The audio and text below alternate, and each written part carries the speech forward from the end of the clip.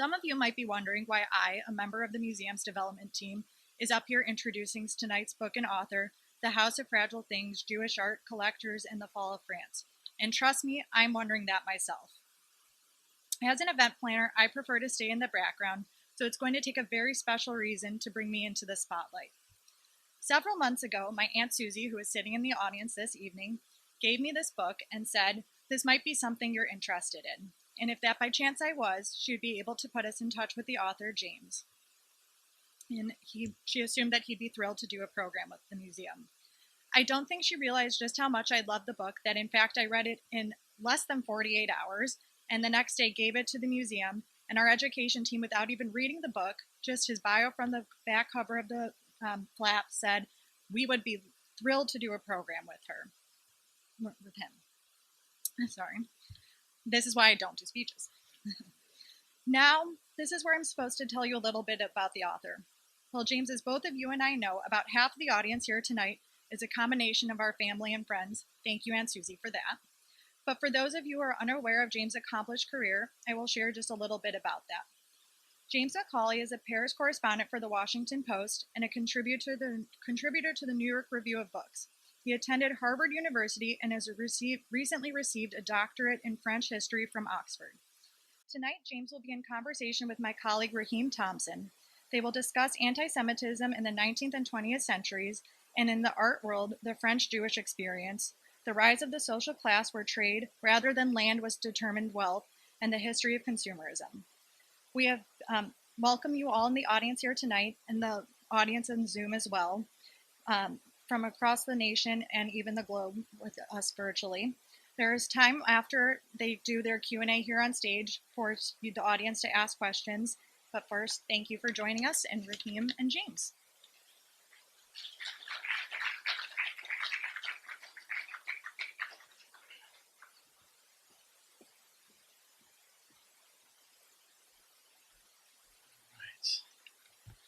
Just so you can, everybody hear me okay? Great.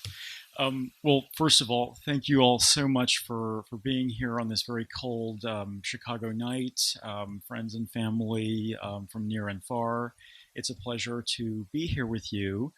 And first, I'd just like to say a thank you to Ali, Raheem, and the entire museum staff for bringing me here all the way from Paris. It is a pleasure.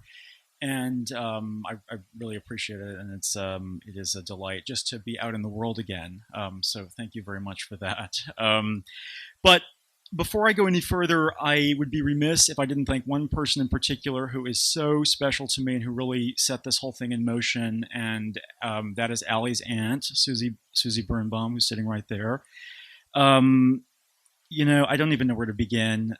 Susie, we have known you forever. And, you know, I just, you know, it's been years of trips and sleepovers. And just to give a sense of who Susie is, I mean, back in the 90s in the village known as Dallas, Texas, where I grew up, she had Serendipity frozen hot chocolate before it was a major motion picture and a national franchise. That's just sort of how she rolls. And just, you know, we've known you for such a long time, and we have been through so much together. And, you know, I'm finally at the age where I can understand and appreciate how much that means. And, yeah, thank you so much for everything you have always done for us, and we love you so much. And I know that is true for my parents as well, and that goes for the whole family.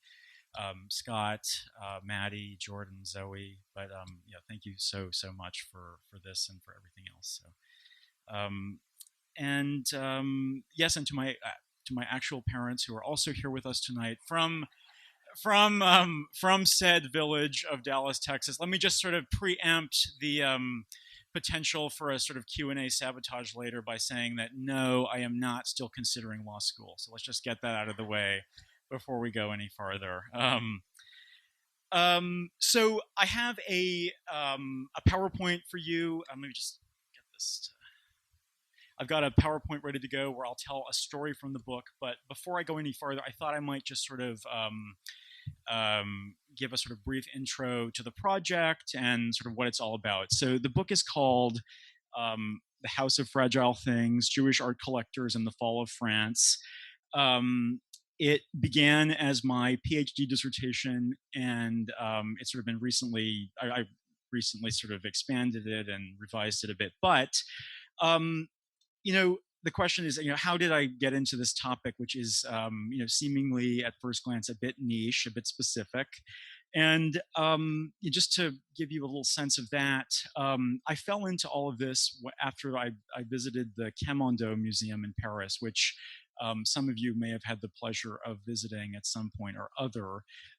It's just off of the Parc Monceau in a very sort of Tony area of town, and it's essentially a house museum. I mean, this is not the Louvre. It's a family mansion that is a kind of bijou, a jewel box museum of 18th century objects and decorative arts. And it's a stunning collection if you're into that sort of thing, which I was really not when I first went. But really what got to me was the story of the family. And the Camundos are kind of a microcosm of the French Jewish story in modern times. So you have the patriarch, Maurice De Camundo, who arrives from Istanbul, from what was then Constantinople, in the 1860s. You have his son, Nissim, who is the namesake of the museum, who dies fighting for France in World War I.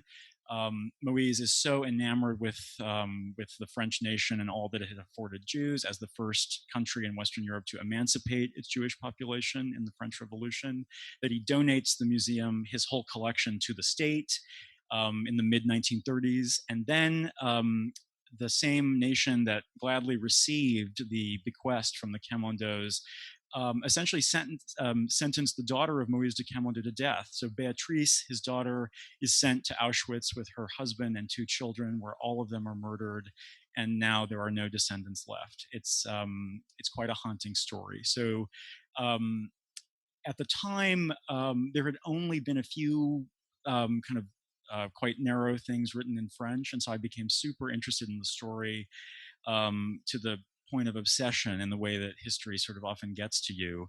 And it was years of archives and sleuthing and some detective work.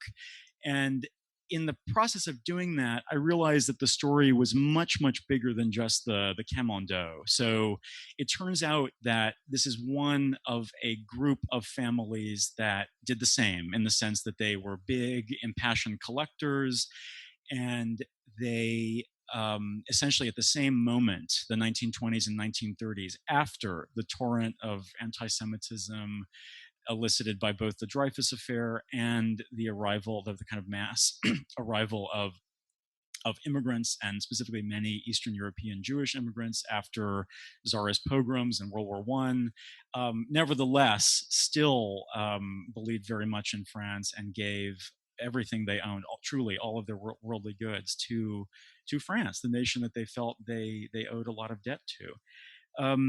And so all of the families that the book essentially has 5 families in it who all left a major bequest to the nation, and they are all intermarried, which is also interesting. So it really is it's a whole sort of social world that is, I mean, historians love to talk about social networks, I think, because it's a sort of vogue concept from our time. But in this case, it actually was a social network. They are genuinely all related.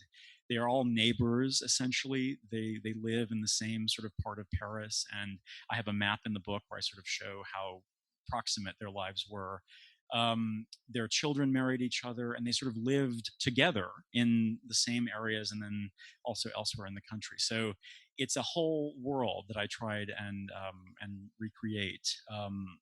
And the point is, how to put it? I would say that really, I mean, I'm not an art historian. I'm not an expert in particular periods or objects, but what I tried to do is to paint a portrait of a group of people, women and men, who lived in a impossible time and in unbelievably hostile circumstances, and who nevertheless were so enamored with their country and its values that they did everything in their power to contribute and to belong. And we know how the story ends, but they didn't. so to speak. And you know, as I mentioned, they sacrificed so much. Their children died fighting for the country in World War One. They left everything behind to France, and I should say that these were also not just ordinary elites. They literally served in the parliament. They were the presidents of France's major museums. They were museum directors. They were finance heads. I mean, they were true civic leaders and known to be so. So they were the representatives of this sort of sensibility, so to speak, and they were completely betrayed in this sort of unbelievable way. And many of them were murdered, many of them were exiled, and then many died in sort of impoverished obscurity in exile, whether that was in the U.S. or Canada or South America, where some of the descendants still live, by the way. And essentially all that remains of them is the art. That is all that is left. Otherwise, they essentially vanished without a trace. And in visiting these collections, the question that strikes me, and maybe if some of you have visited the museums, there might be other things that spoke to you, but what really strikes me and what speaks to me there is the question of whether it is ever truly possible to understand one's times and one's moment, because we certainly have the tendency whilst visiting, say, the Kenwondo Museum, to think, oh, these people, what a tragedy, they didn't understand their times, they didn't see the writing on the wall. But the truth is, I mean, we have to ask whether we understand our own moment, and I'm really not sure that we do. And the question is then, is it ever possible to understand, or are we somehow doomed to misread, misinterpret, and misunderstand? And I don't really have an answer to that, but it's a question that once you visit these places, I would say it doesn't leave you. And so that is essentially the the summary of the book. And now I'm going to tell you one particular story in it. It is the story of one painting, a blood-stained painting that belonged. It sort of changed hands within this sort of family network that I mentioned, and it was stolen from Maurice De Camundo, who is kind of the main character in the book. She is eventually murdered. The painting, which is a portrait by Renoir of her mother, ends up in the hands briefly of Hermann Goering during the war, one of Hitler's right-hand men. And then after the war, it ended up in the collection of a sort of unapologetic Nazi collaborator, where, by the way, the painting remains today. So it's a kind of microcosm of the the pain and the barbarity of this whole story. So I will tell that story, and then we can have some questions with Raheem. So without further ado.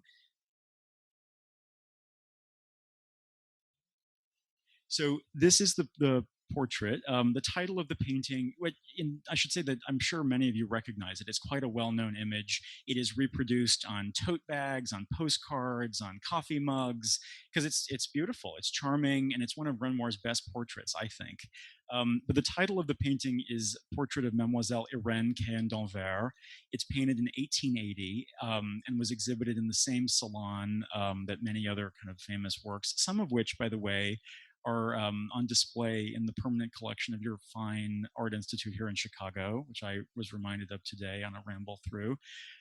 So this is a painting by, as I mentioned, by Renoir, of Irène Cahen d'Anvers, who is the daughter of the banker who was one of the founders of the bank known today as Paribas, which went through several sort of iterations since they owned it. But essentially, she is from a very wealthy Jewish banking family at the true epicenter of Parisian society in the era of Proust, who, by the way, was a guest in their house all the time. They entertained the great artists of the day. They were sort of the place to, the people to know, and their house was the sort of the place to see and be seen. Interestingly enough, Mr. and Mrs. Candomber hated this painting once Renoir presented them with it, and they kind of refused to allow it to be presented in public. We don't know exactly why that was, but I mean, I don't know how you could dislike a portrait like this, but I mean, it's ultimately not up to me. So that's the story behind the painting. And then I love to show this picture too, because this is the real life Irene in the same sort of profile angle as in the painting. This is from the French National Archives, and it just gives a sense of sort of who she actually was as a kid and what the sort of social experience was like for elites and specifically women in that time. And essentially, she was born into a world in which there was not much for a woman to do except to be a sort of China doll and a perfect hostess, which is exactly what her mother was. And in following the story a little bit more, it becomes apparent that Irene herself was destined to escape this extremely constricted, very suffocatingly bourgeois universe that she was born into. Here, by the way, is an etching of the portrait that appeared in the 1880 Gazette des Beaux-Arts, which was the sort of iconic journal of fine and decorative arts in the time, edited by Charles F. Roussy, who was actually the person who put Renoir in touch with the Candomber. And I'll speak about Renoir's anti-Semitism in just a bit, but he himself was deeply anti-Semitic, deeply critical of Dreyfus, but I don't really think there's anything to see of that in the work that he produced, which remains some of his finest portraits, but we'll talk more about that in a minute. So yeah, just to show that the portrait had a huge public following in its time, it was seen as a masterpiece even then, even if the family themselves were not so pleased with it. So this is Mr. and Mrs. Candomber, Louis and Louise Candomber, and these are the two portraits of them that are still on display in the house that they left to the state, which is the Chateau Champs-sur-Marne outside Paris, just a little bit to the east. These are very, as you can see, very academic, kind of traditional 19th century portraits, which also give a sense of the world that they lived in and its values, especially the portrait of Louise, which there are traces of signs of material wealth, the fabric, the jewelry, etc.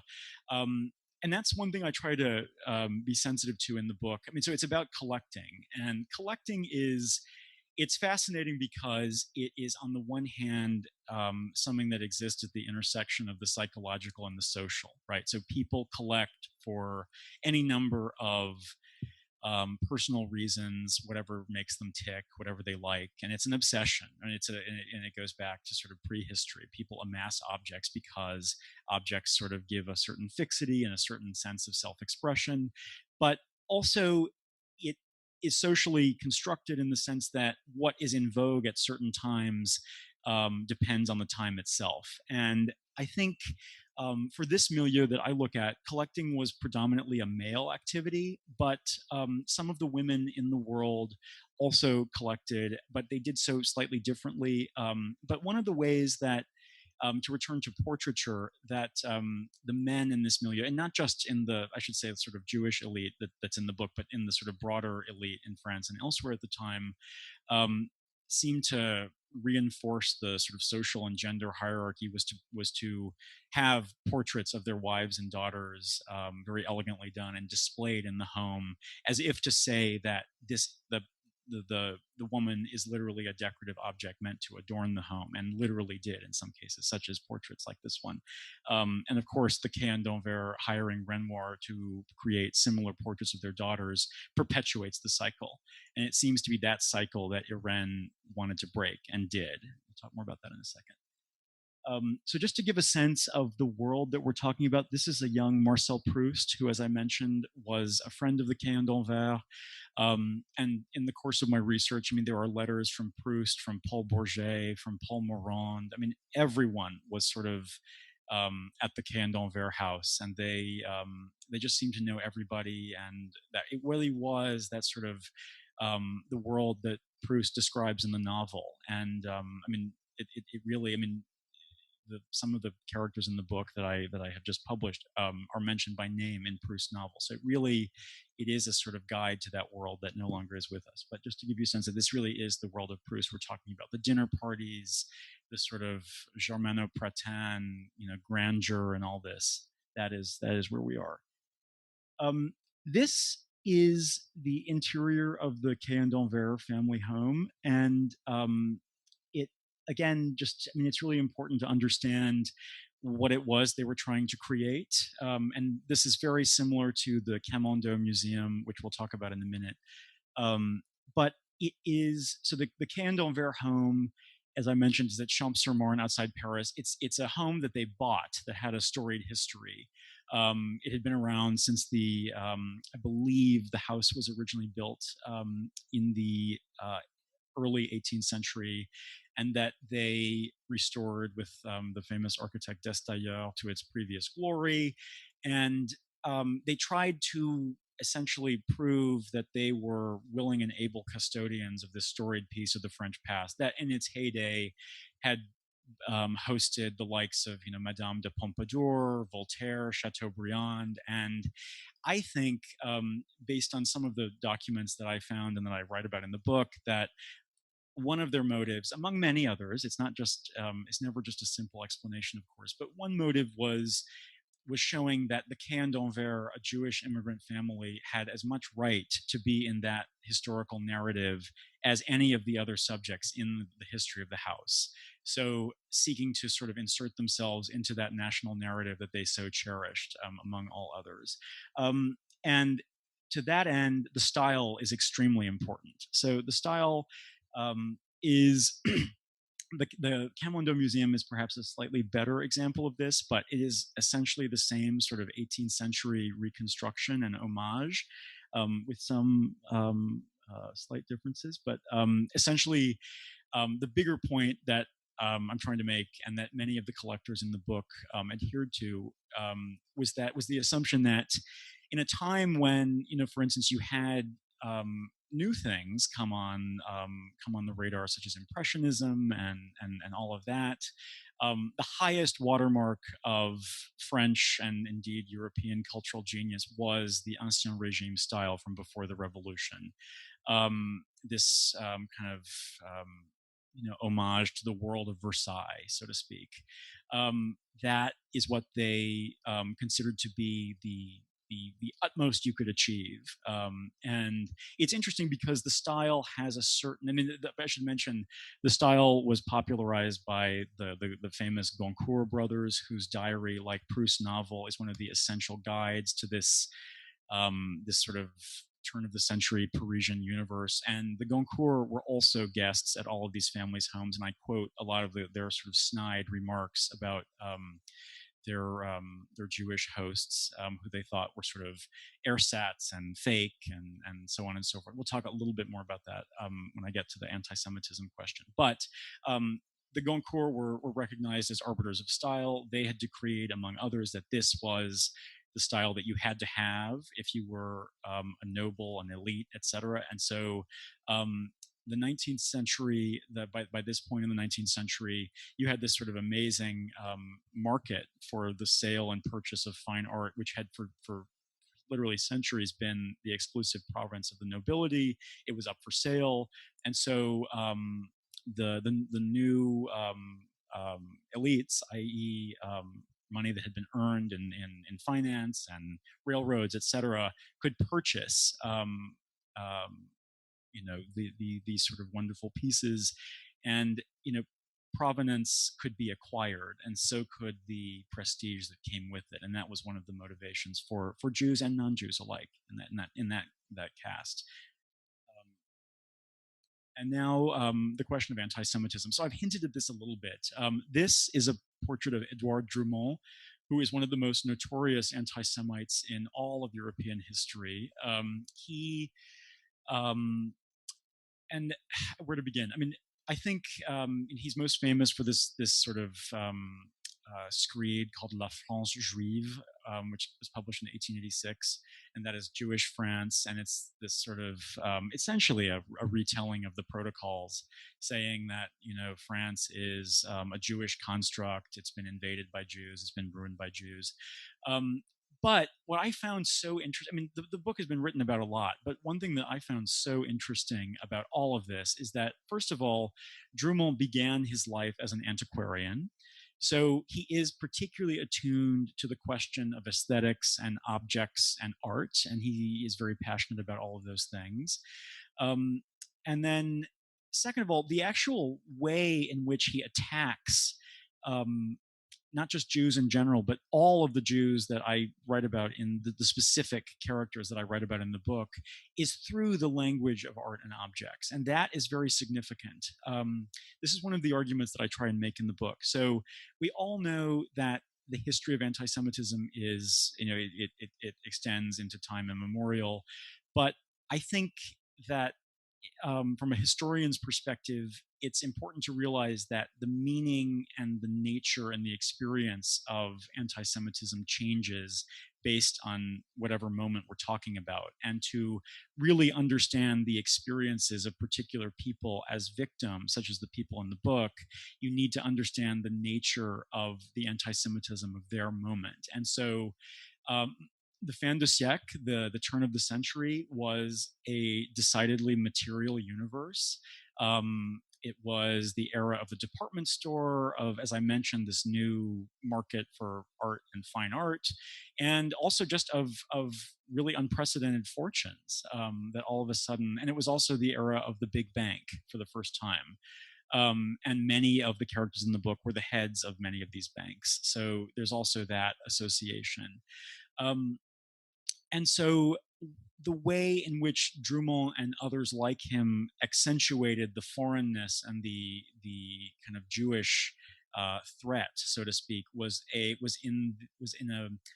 for him, the Jewish threat was a threat to the cultural patrimony of France. So he thought that Jews collecting art that was French and that had this sort of storied past, and in some cases, it was objects with royal provenance, like things that had belonged to Marie Antoinette, which were super desirable at that time, that it was a kind of invasion and a kind of treason and a kind of a kind of violence in a sense. And I think it, and I write a lot in the book about what I call material anti-Semitism, which is, again, an attempt to capture the particular terms and vitriol of the anti-Semitism of that time. So this was, again, I mean, I have to admit, I mean, it is impossible to understate the vitriol and the intensity of the anti-Semitism in the French fin de siècle. I mean, it really is just unbelievable. I think, obviously, what happened in the Holocaust 2 generations later was, it has sort of overshadowed everything, understandably. But even returning into that sort of earlier moment, I mean, it's inescapable, especially after the Dreyfus Affair. I mean, the people in the book, the characters, I mean, they were hounded by name in the papers. Alphonse de Rothschild, who was Drummond's sort of prime target and himself a major collector, who I mentioned in the book, he, at his bank, he received bombs in the mail, and they went off, and 2 people that worked for him were killed.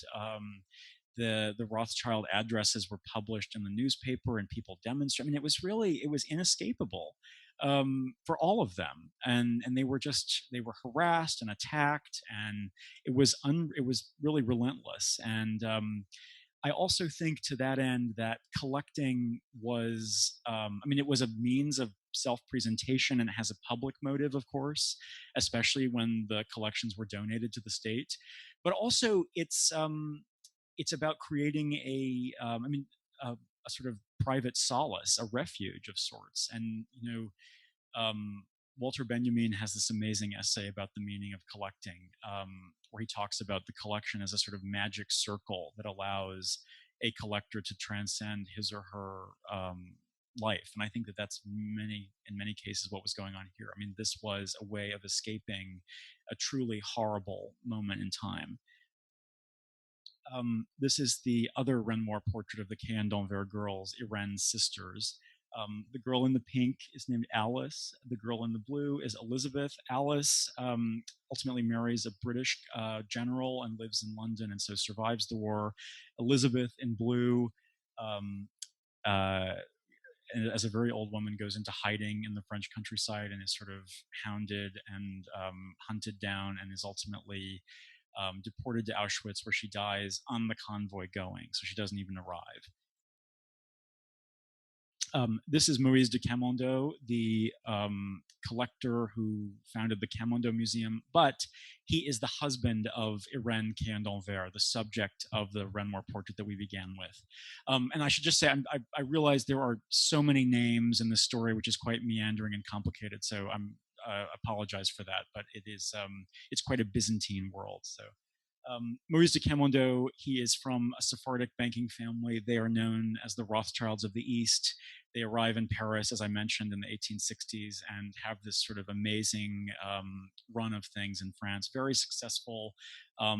And by the time Moise kind of comes into his own, he basically lives a sort of the life of the aesthete, and he's not really that involved with the family bank, and he is really a collector. And when he marries Irene Caen d'Anvers, who was, by the way, one of Moise's business partners or his family's business partner, so it was kind of an arranged marriage. I mean, he's 31 years old, and his soon-to-be wife is 19, so she's essentially still a child. And you don't get the sense that anybody had ever asked her what she wanted to do with her life or whether that mattered, and I'm sure it didn't. But they're sort of from two completely different worlds. I mean, the Caen d'Anvers are the epitome of, Parisian elites. They're so culturally sensitive. They're so well connected, and they're not. I mean, they are. Most of the family is still Jewish at this point, but they're not particularly observant. Whereas the Kenwondo are at this point still Orthodox. So, and also from Constantinople and not French-born as the Caen d'Anvers were at that point. So it really is two vastly different experiences, and they don't have that much in common. And of course, there's the age difference as well. And so things do not go well at all. They're married for about 2 years before Irene, as I mentioned before, basically flees this whole sort of universe that had been prescribed to her since birth, and she literally marries the stable guy who works for Maurice de Camundo. He's an Italian named Carlo Sampieri, another name to mull over in this whole sort of cosmology. And they run off and they live, what seems sort of happily ever after for a while, and they have more children of their own. And it was deeply, deeply humiliating and wounding for Moise. The fact that his wife would leave him, and it was a bitter public dispute over custody of the children. They had 2 children by this time, I should say, Nissim, who dies in World War I, and Beatrice, later killed in Auschwitz. And there are newspaper clippings that I found, and I have in the book, where Moise says that, the mother has no right to see the children because she's not going to bring them up Jewish, and it's a crime when the children don't have the same religion as their parents. And of course, Irene did convert to Catholicism, so there was this whole sort of like bitterly painful public brawl between them at the time. And for him, the wound never goes away. And again, he was an obsessive collector. I mean, the most obsessive in the whole bunch. And I think that after all of the embarrassments and sort of failures in his life, it was a means of withdrawal. And this is the Salon des Huées, the Huées canvases in the Kenwondo Museum. It's one of the most beautiful rooms, I think, of all of them. It is a much better example of the 18th century style. And it's sort of, in a sense, what this is all about, the style and its meaning. And it's also, for Moise, it's about control, another sort of collecting motive. I think, he was extremely particular about what could come into the house and what couldn't. Everything had to adhere to a master plan.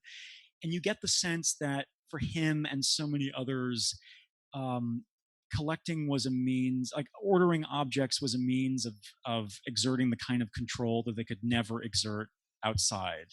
And he could not stop the sort of vitriol of the anti-Semites. He could not stop his young wife from being miserable and leaving him and taking so much of his pride in some of the children away. And but he could control how the house looked, and he became a kind of aesthetic autocrat in a way, and was just sort of tyrannical over this house. And every little detail of it is really telling, I think. This is a portrait of Irene as a young mother. You have on both sides of her, she's flanked by her older two children. That's Beatrice in the hat, and then that's Nissim on the right-hand side. These are the Camundo kids. And then the little girl in the middle is the daughter that she had with her new husband. And it was kind of a modern family in a very unmodern moment. So quite unique. This is Nissim de Camundo, Irene's son. He was essentially conscripted, like so many others were, into the First World War effort for France. He loved the military, and he had sort of been in it a little bit even before the war broke out. And he ultimately served as a fighter pilot and was killed on a recon mission over the Lorraine in 1917. And it destroyed, again, his father, who had yet another, kind of painful experience to compel him to withdraw into his sort of mystical universe of objects and paintings.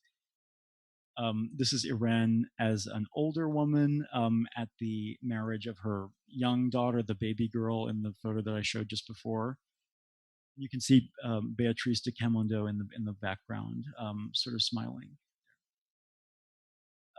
Okay, so let's just leave that one there for a second. So just to return to the story. So that's up to the 1930s. What happens next is horrible, as you might guess. The war breaks out. France falls to Nazi Germany in literally a matter of days, defying even the expectations of the most cynical observers. It was a shock to all, and no one really saw it coming, at least not with that speed. And for so many in this milieu, specifically Jewish elites, it was impossible to realize the severity of the situation, because they had become so enamored with France and what it had offered them, and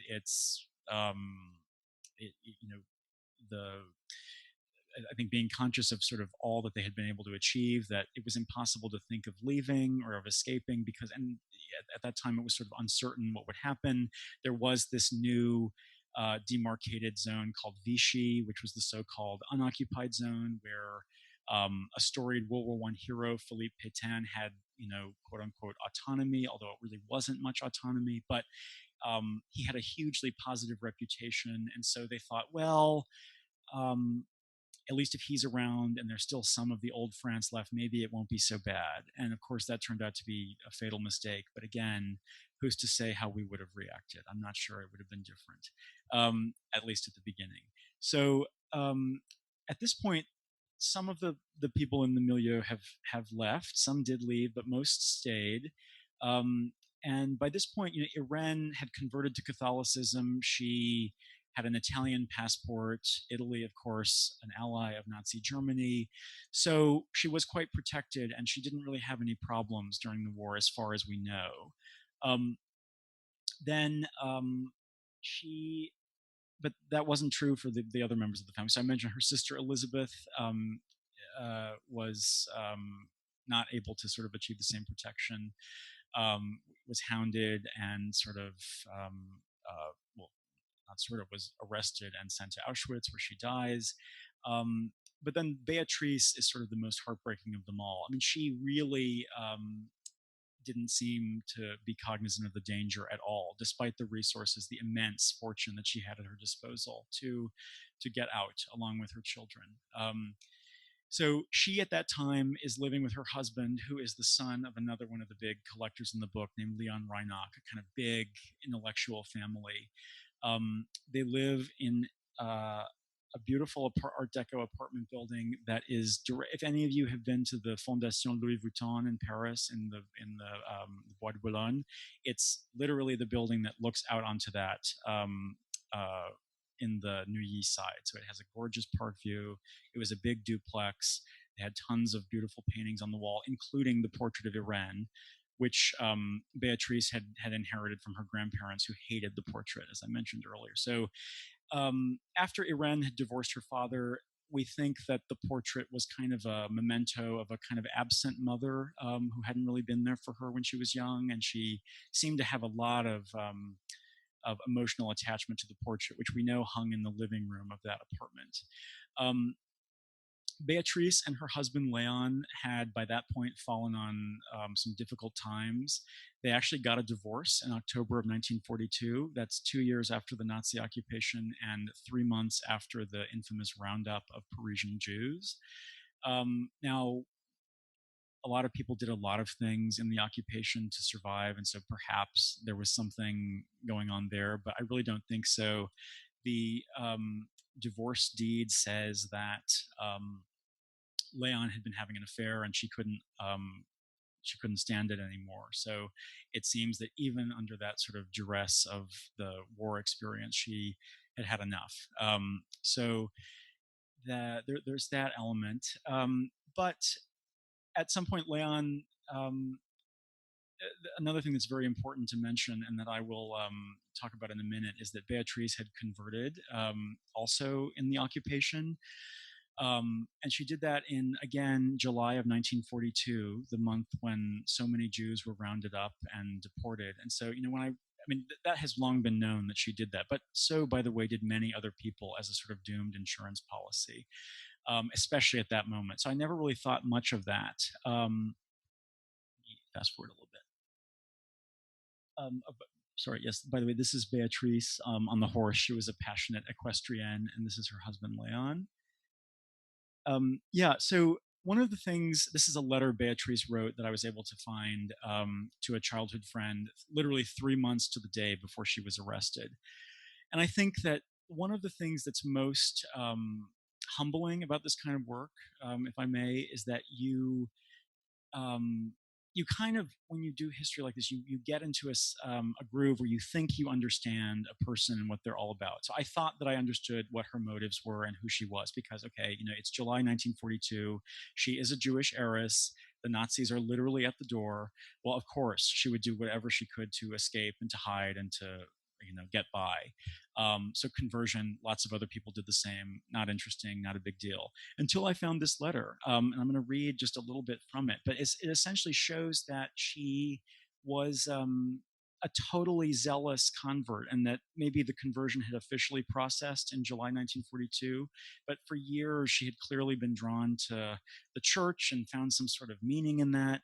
And it just shows you how truly perhaps something we should all already be aware of, but how truly inscrutable any other person always is. And that's true for history too.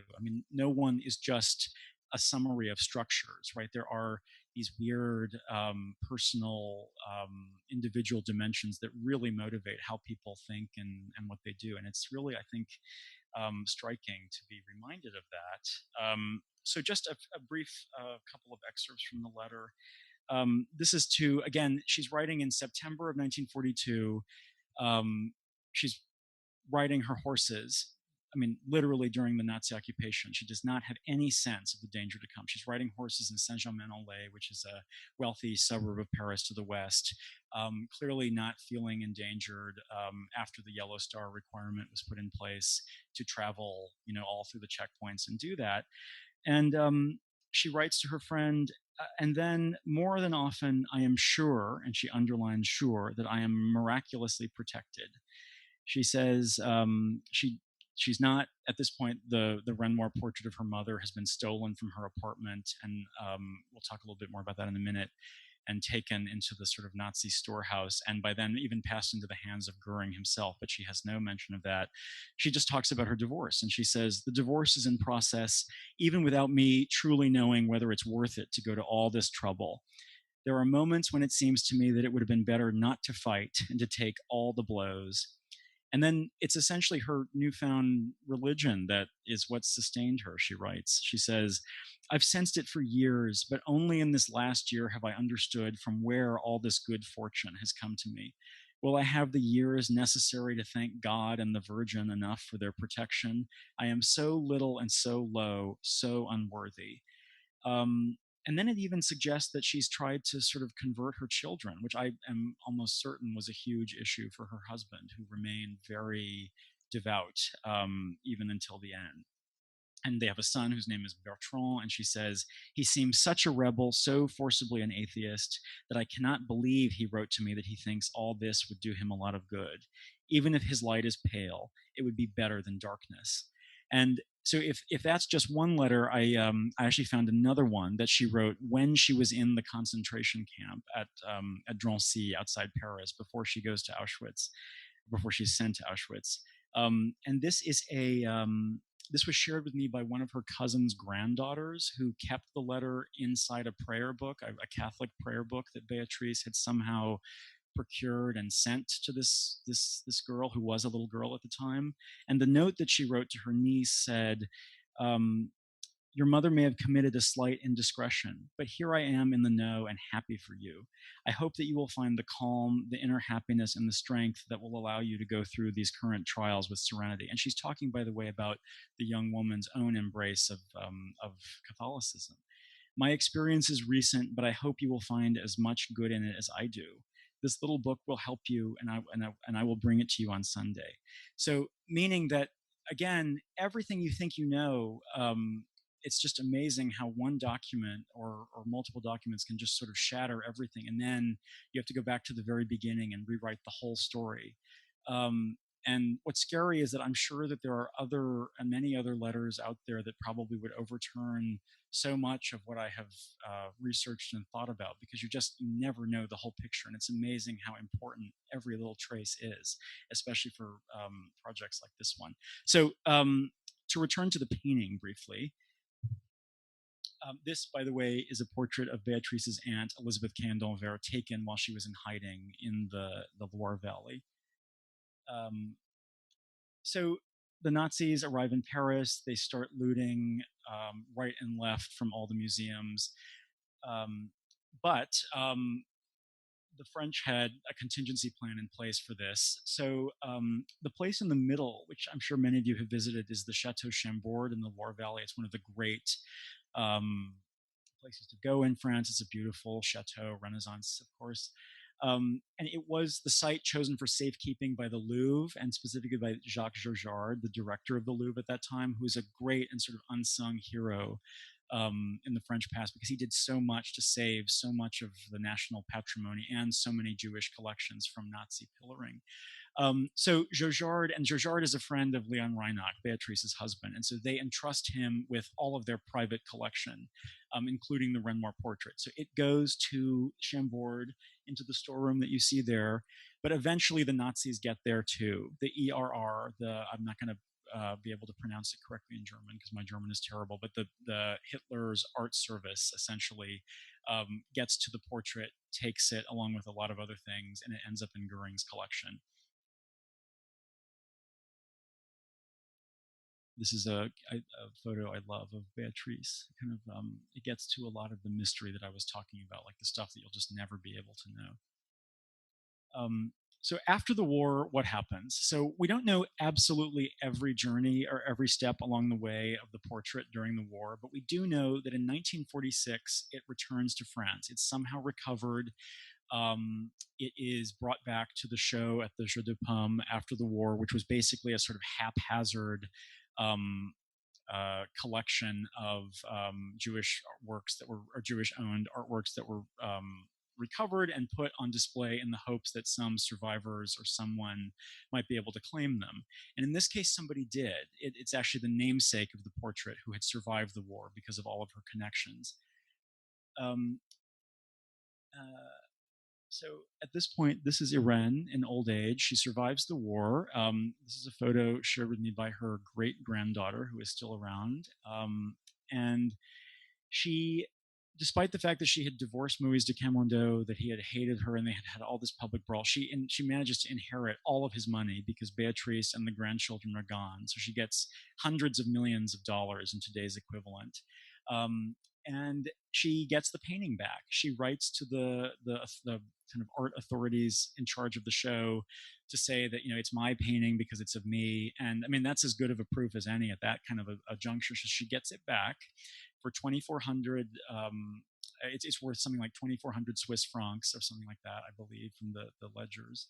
And what does she do? I mean, she sells it, and she sells it to this man who, this is Emil Burla, the kind of he is a how to put it? It's quite a complicated story, but essentially he is a arms dealer who sold a lot of war material to the Nazis and the Italians and profited immensely from that, and took full advantage of the black market during the war and bought a lot of Jewish-owned works, especially from, if any of you have read Anne Sinclair's memoir of her grandfather's gallery, Paul Rosenberg. I mean, Burla stole or bought several stolen Rosenberg pictures, which he had to return in later years. And I mean, there were huge protests when the Burla collection, which is still in Zurich today, came to, and a traveling show came to Washington in the 90s, that prompted a lot of these returns. So, I mean, very shady character. But anyway,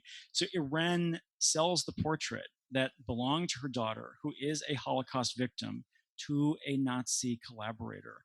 And the portrait remains in his collection today, and there it is. And there is no restitution claim that can be made because it was a legal sale by the namesake of the painting itself. So it is a kind of haunting coda to the story.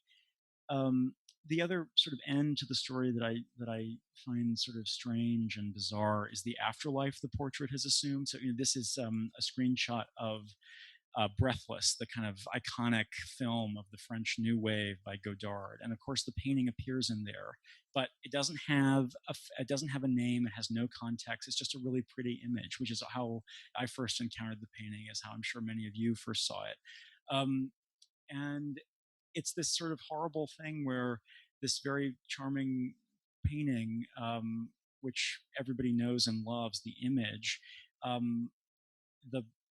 the sort of horrible traumatic past that it as an object and as a sort of representative of the family that owned it experienced has been totally effaced. And it sort of hangs in captivity even to this day, which is a kind of heartbreaking end to the story. And just one last thing, this is the Kenwondo tomb in the Jewish section of one of the big Paris cemeteries. And I'm sorry to say that it is basically in complete disrepair. Cobwebs, broken gates, broken windows, and it just sort of sits there crumbling. And that is, in many ways, a kind of metaphor for how this whole thing turned out over time. So thank you very much for listening. And with that, we will have some discussion now.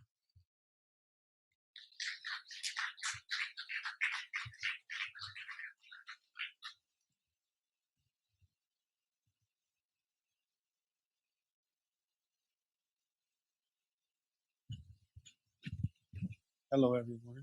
Can you hear me well now? All right. Thank you for joining us tonight, both in person and virtually.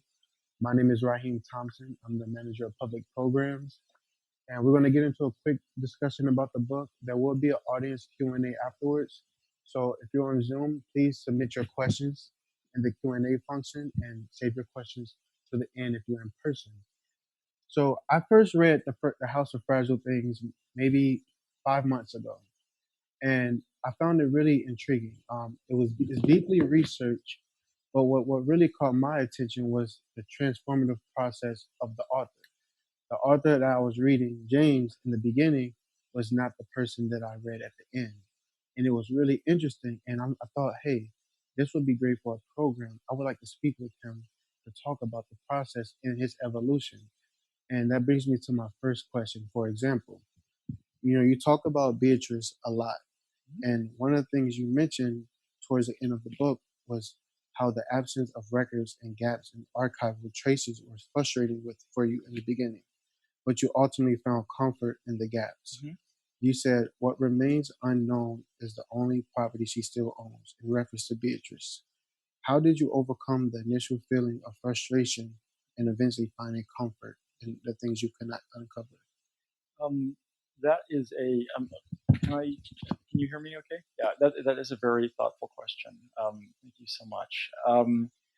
So yeah, I mean, I would say at the beginning, of course, when you are doing this kind of research, you want to know absolutely everything, and it becomes this kind of all-consuming obsession that there's no way out of. So yes, not knowing, what where somebody was for certain months, or what they were thinking, or where the letters might be, is deeply frustrating because ultimately, this is not a novel. This is history. So you can only go as far as the documents tell you. And when there are no documents, well, what are we doing here? So that was the source of the frustration. But then, I don't know, one of my favorite novels, which maybe some of you have read, is Dora Bruder by Patrick Modiano, who won the Nobel Prize not that long ago. He is a French writer who I highly recommend to you. And Dora Bruder is a similar project. So the main character of the novel, based on Modiano himself, is kind of sleuthing for traces of this woman this girl that he reads about in the newspaper who disappeared in the Holocaust, named Dora Bruder, whose parents after the war put an ad in the paper asking if anybody had seen her.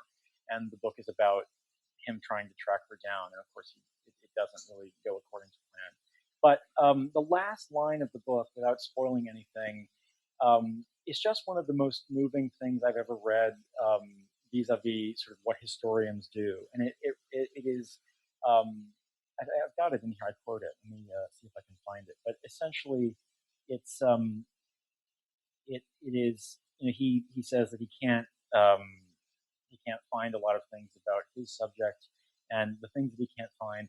And I quote, "That is her secret, a poor and precious secret that the butchers, the rulings, the so-called occupation authorities, the barracks, the camps, history, and time, everything that defies and destroys you, could not steal from her." And I really felt the same when it came to Maurice Dicamondo. I mean, this was a woman whose entire life was taken away from her. I mean, everything that they owned was stolen and ruined and destroyed. And in a way, it's kind of an act of resistance that there are things of her that we don't know about, that she still controls in hindsight, that we don't get to arbitrate and that she gets to arbitrate. So I think that that's how I would think of it, as just it's a in a way a kind of means of respect. Yeah, great. And another example of the growth and transformation I've read in with the author would be in the book you talk about how years of reading the Holocaust stories and from your parents and relatives, but also on your own time, created sort of an obsession, which ultimately had certain ramifications for you in your thought process. Can you talk about how your initial feelings of inevitability changed? And Yeah, I mean, I think that's also a really good question. I think that what I was trying to write about in the book is that it's very difficult to do this kind of work in the moment that we live in because, for instance, like I was born in 1989. There is no moment that I can remember when I did not know about the Holocaust and the enormity of it. I mean, it was something that we are so conscious of in our moment, and that's as it should be. But what that does is it tends to, when you try and do history of people living and trying to get through their times before all of that happened, is it makes you susceptible to anachronism and to start to judge them based on things that we can see that they couldn't. And I think that it also, as you mentioned the word inevitability, it has created this picture of the Holocaust as the sort of natural and inevitable end of the long and horrible history of anti-Semitism in Europe. And of course, that's not true.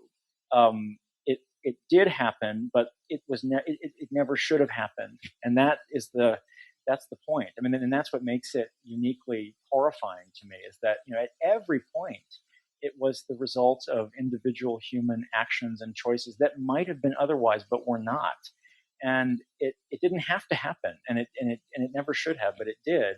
And that is, I think, is the point. And so, again, these collections that survive. I mean, a lot of people go there and think that it's sort of that it's pathetic, because it's like, oh, these people were so blind to their realities and so unaware of what was going on and so incapable of understanding even their own moment. But I would say that my responsibility as somebody writing about them is to understand, I mean, both my world, which is the world that we live in, but also their world, the world that they knew, and which was not an illusion, by the way. It was real while it lasted. So these great homages to France, I mean, they were not wishful thinking at every point. I mean, they are testaments to a view of the past that might have turned out otherwise, but didn't. And it doesn't make the people that collected and that donated that painted these great pictures fools, because of a world that they thought they knew turning out differently after they died. And I just think it's really important that we not lose sight of how people thought of themselves in their own moment, because that tells us so much, and it's very important. That's interesting you say that, because that was one of my questions. In the book, you also wrote about how the world changed after 1945, and the idea of culture, history, and tradition was renounced, forgotten, or unsustainable for many families. And in many ways, they were forced to reinvent themselves. You actually wrote that this was an exile from a certain past, but was also an exile from the people they used to be. The feeling of being foreign, even to oneself, could be deeply traumatic. Can you expound on that a little bit more? Yeah. I think that the war is, of course, a rupture for so many reasons. But afterwards, I mean, every pillar of the kind of pre-war experience that had governed so much of their lives is gone. So it's first and foremost, the war sort of eradicates a lot of things. It eradicates family culture, so that sort of social experience of the collectors sort of all living in tandem in the kind of exclusive sections of Paris. That's all gone, because there is a sort of dispersion. Also, the notion that so in France there was this, in the 19th century, this sort of ideal of what was called the Israélite, the Israelite, but in French it has a specific connotation, and it was the sort of ideal Jewish French patriot. And this was exactly the collectors of that previous generation that I write about in the book. They were both extremely proud to be French, almost to a fault, but their Jewishness was not something that they hid. It was also something they were proud of, but it was they saw the two as somehow symbiotic and as somehow feeding off of one another. And so the universalism of the French national project they saw as a sort of continuation of the universalism of the Hebrew prophets, and it was this whole sort of ideology. And the sensibility of the Israelite, which had governed so much of their worldviews before the war, that completely disappears essentially after 1945, because the nation that they had devoted so much of their allegiance to had turned on them. And there's really no coming back from that. And yes, a lot of them did survive, but survival can also be rupture. And it's telling, I think, that so many of those who did survive left France and never went back, and they haven't gone back even today. All right. We're not going to get deeply into the book, because you have to read it, of course. So let's talk about the process of the book. What about the experience of Jews in France prompted you to write the book, and what were the early stages of research like? Well, as I mentioned, it was really like, as I talked about at the beginning, it was just sort of being kind of entranced by these museums and how unique they are, and thinking about them together and what they all meant. That was the point of entry into all of this. And then the research, I mean, it was amazing. I mean, it was just years of archival work and just meeting as many people as possible who were connected to all of this. And then once you meet a few of them, you all of a sudden get all of these notes from people you never would have thought you'd meet, saying, can you come to my house on Tuesday at 3, kind of thing. And then you show up, and then just thud, a manila folder of something important is handed to you. And it really is so much about luck and keeping at it for a long time. And this took it's not a very long book, but it was very difficult to put together because of all the research that it needed. And and the problem is now, even now that I've finished, I still get emails from people that I had never met being like, so-and-so was my cousin's next door neighbor, and they had 2 letters, and I have 3 photographs. Would you like to see them? And it's like, well, I would, of course, but the book is already out, so alas. But the paperback, stay tuned for that. So what was the starting point, like, with the research? Like, how did you get your first person, then what led to the next? And obviously, you can't fit everything into the book, which was going to be my next question. Will there be a part 2? Well, there's not going to be a part 2. I think it's time to do a different kind of project. As engrossing as I find this one, I think it is of a piece. But then I started with the Kenwondo because the archives are the richest. So on top of the museum, there is a great archive that has everything sort of in one place, and that was really great. And then from there, for the other families, that was a lot of the detective work. So I really started with them just because it was easiest, and then spread out from that point. All right. Now, I know you said you have your parents and a bunch of family here. So can you talk about your upbringing and your experience in Harvard, and how did that shape you to become who you are, especially as a writer? That's interesting. I think becoming a writer it's what I always think that it's not something that you choose to do. It's just sort of who you are. I think I can't remember a time. It's just it's a kind of personality and a sensibility. Like you either you have it or you don't. It means that you're sort of observing things, that you are watching first more than experiencing. And I think that I always had that, and I always knew that this is what I wanted to do. And about Harvard and the rest of it, I loved being there, but I'm not sure it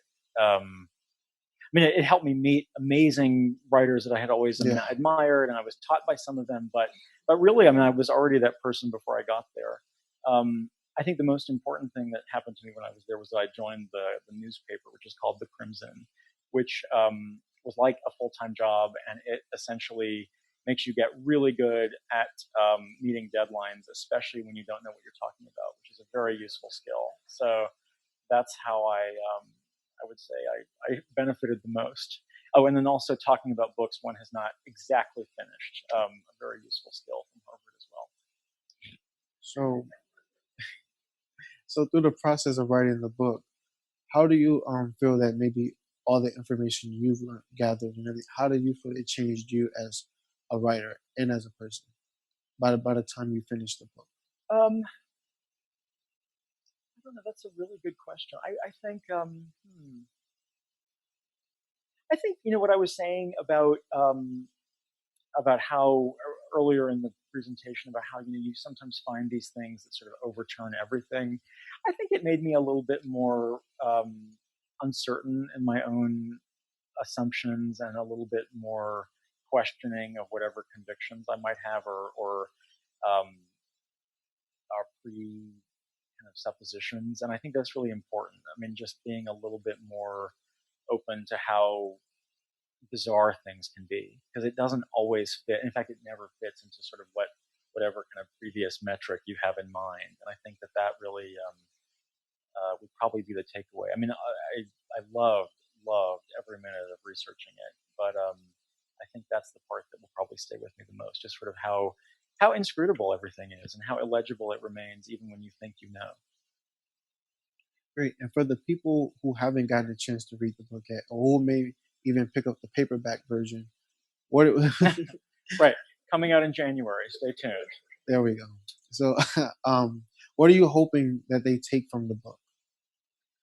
That's a good question too. I think I would hope that, I don't know. As I was saying before, I mean, one of the things that I feel very strongly about is that none of this was inevitable, right? The story did not have to end this way, and it never should have, but it did, and we have to live with that. But that this is ultimately a group portrait of people who did everything they could to build something beautiful in an increasingly hostile atmosphere and environment. And they were not fools for doing that. I think that's the most important thing to take away, and that there's actually a lot of dignity and power in what they did. And it was a very brave act, sort of confronting everything. I mean, not just the anti-Semitism, but the kind of general horror of the moment, and just doing it anyway. And I think that it's a quite a daring prospect that they embarked on, and I really admire it a lot. And I think that just considering what it was that they were trying to do and what they understood of themselves and of their moment is really important. And I hope that people take some of that away if they make it to the end. They'll make it to the end. We hope. All right, last question for me. You mentioned that you made transition to other projects. Mm-hmm. Are you able to share some of that? So I have a couple of things going on. I mean, so I said I need to do other things, but the first thing I'm doing is actually a sort of, it's not a part 2, but it's one of the chapters that was going to be in this, which it was making it too long and kind of the narrative jumbled, but it's a short book, also with Yale Press. They have a series called Jewish Lives, which is, it's a biography series of kind of important and interesting characters in the story. And it's about Edmund de Rothschild, who is one of these collectors, but who was also a kind of major Zionist benefactor at the turn of the century. So that's the immediate next project, but that's a quite short, I mean, those are very short books. So after that, for what I really do next, I don't yet know, but I'm kind of working on that as we speak. All right. We're going to transition quickly into the audience portion of the Q&A. For everyone on Zoom, if you have any questions, once again, please submit them into the Q&A function. And for those in person, if you have any questions, just raise your hand and I'll bring the mic to you. You mentioned Renoir, the anti-Semitism, but you never followed up on that. Sure. So Renoir, so it's actually really interesting to look at the artists in the time, because at the time of the Dreyfus Affair, I mean, because they were sort of evenly split on both sides. So Degas, horrible anti-Semite; Renoir, slightly less anti-Semitic than Renoir, but still horrible. And then others like Pizarro, pro-Dreyfus, etc. But with Renoir, he had this sort of he associated Jews with capitalism and with all of that, so it's that strain of anti-Semitism, and so he hated the idea of people like the Candomblers, who were these sort of prominent bankers and financiers. And yet, it's interesting that for the portrait of Alice and Elizabeth Candomblers that I showed, the two girls in the pink and blue, that was actually the highest commission that he ever received from anybody. So he was, on the one hand, deeply critical of Jews and suspicious of them, but also dependent on them for his livelihood, which I think probably exacerbated the resentment. And it wasn't just the Candomblers that he painted. There were many other sort of Jewish elites that also had Renoir portraits at the time. I mean, he was a sort of very much in vogue portrait painter in those years. So it's such a kind of bizarre story, and it's one that his family has tried to sort of cover up. If you've read his son, the great film director Jean Renoir, if you've read the biography or the memoir of his father that Jean writes about Pierre Auguste, he talks about how his father was actually a friend of Jews and so on and so forth, but it's just not true, and it's part of the legacy. However you look at, however much we may love the paintings. So there were a couple of questions from our audience at home asking about that same topic, so thank you for answering that. There's also another question from one of our Zoom audience members asking if you could talk a bit more about the motive for Irene's selling her portrait. Yeah, I mean, it's a really it's a good question, and one of the other kind of great question marks that remains. I mean, on the one hand, um, it is impossible to understand what it would have been like to be that woman at that moment in time. I mean, you have lost your son to the First World War. You have lost your sister to the Nazis. You had your daughter and your two grandchildren all murdered in Auschwitz.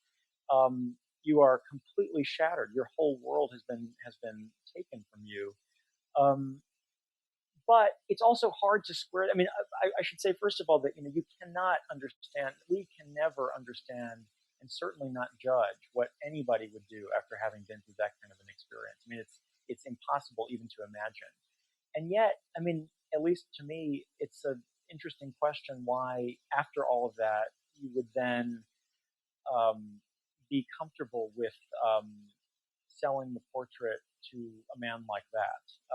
And it's also important to say that Burla's identity as a sort of Nazi collaborator was not unknown. So it's not as though at the time that was, kind of buried under the carpet. I mean, this was a very prominent figure who had a whole kind of public life on that side of the coin, or that side of the divide. And it is just one of those things that I tried my very best to find out what was really going through her mind, but we just don't know. I mean, one of the theories is that they sold it before she and her daughter, the daughter from the other marriage, sold the portrait before the big inheritance check from her deceased ex-husband, the one worth hundreds of millions of dollars, actually cleared. So that maybe they needed the money temporarily in those sort of uncertain days after the war, and that this was a sure way of getting some quickly. But I'm actually not sure if that's true because the painting was sold in the same year that they would have received the Kenwondo inheritance. But that's one conjecture, but we really don't know, and it's just it's fascinating. I share the interest with whoever asked the question. It really is a bizarre little twist of the plot.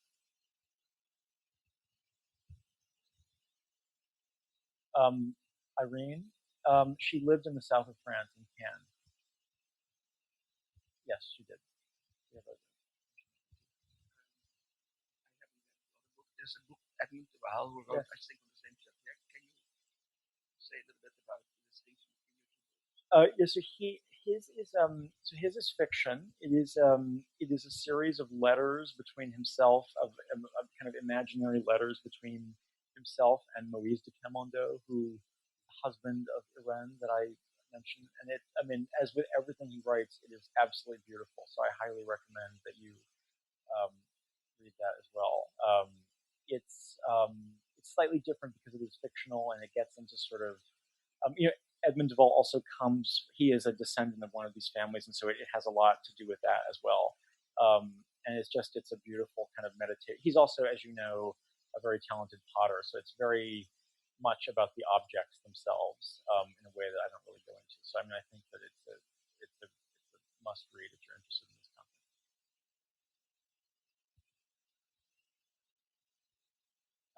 Maybe Andy. You mentioned that you live in France now, so what sort of salience do you... I'm sorry, what?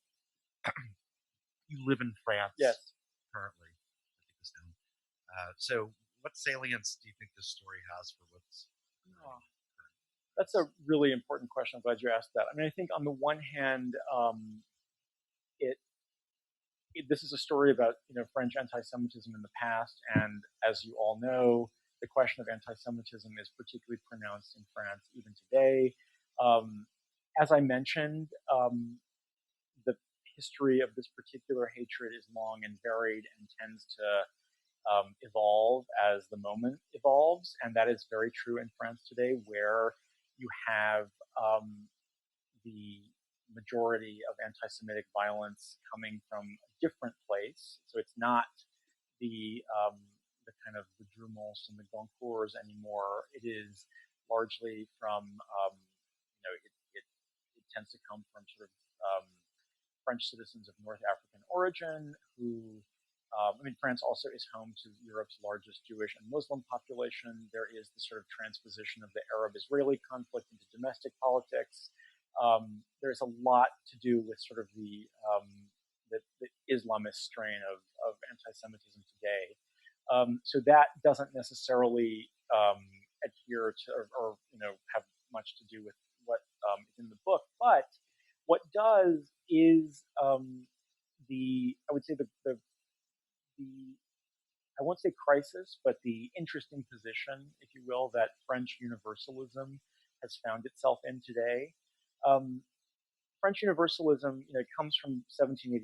It is there. We are, France's sister republic, but we are quite different in a lot of ways. And one of the ways in which France is different is that they have a particular approach to identity politics. It's very different from ours. So there, what matters is the universal, and the citizen. So you are a citizen first, and then everything else second, or in private, or at home. So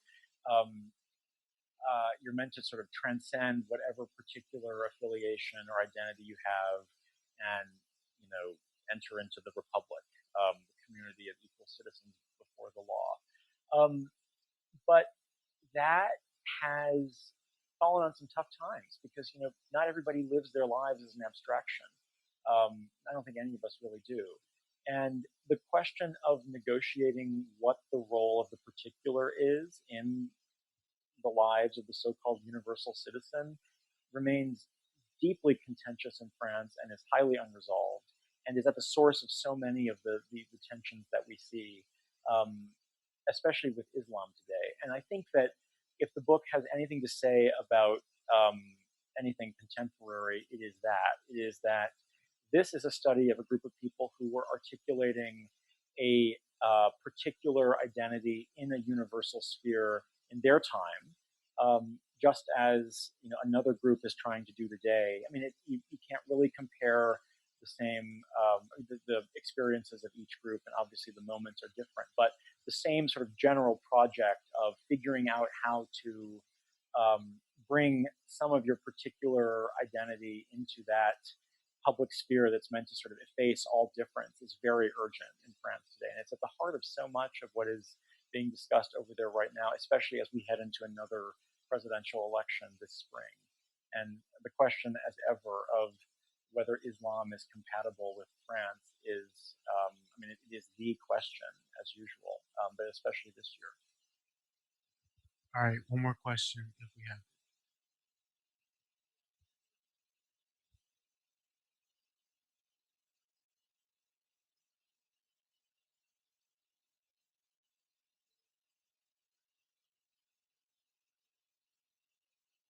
Yeah. I think, it's, I don't mean to say that the sort of the age-old kind of French anti-Semitic tropes have gone away. I mean, obviously there's still the Le Pens, there's still that whole strain very much alive and well. But in terms of what's actually killed people in France in recent years, it's not been from that corner. It has been more from the sort of Islamist side of things. And now what's even more bizarre and strange is that you have, I'm sure many of you have followed the rise of Eric Zemmour in the French sort of political arena. And this is a French journalist who is himself Jewish from a North African background. And he is, repeating the historical revisionism of the Le Pens. He has said that Alfred Dreyfus was perhaps guilty. He has said that Pétain tried to save French Jews, which is patently false. So that whole sort of strain of age-old, traditional, if you will, French anti-Semitism is still very much alive and well. But in terms of what's killed people over there, yes, it has been mostly the Islamist variety. Now, in the U.S., of course, it's different. I mean, Pittsburgh, Poway, even Charlottesville, that's not Islamist anti-Semitism, and it's very much the right-wing extremism. So I think both are problems in both places, but they've kind of manifested themselves differently. Would be my answer to that question. All right, let's get a round of applause for James. And thank you all for attending. Thank you all virtually and in person for attending the program. And thanks again, James. We'll see you all for the next program, hopefully. Thank you so much. Yeah.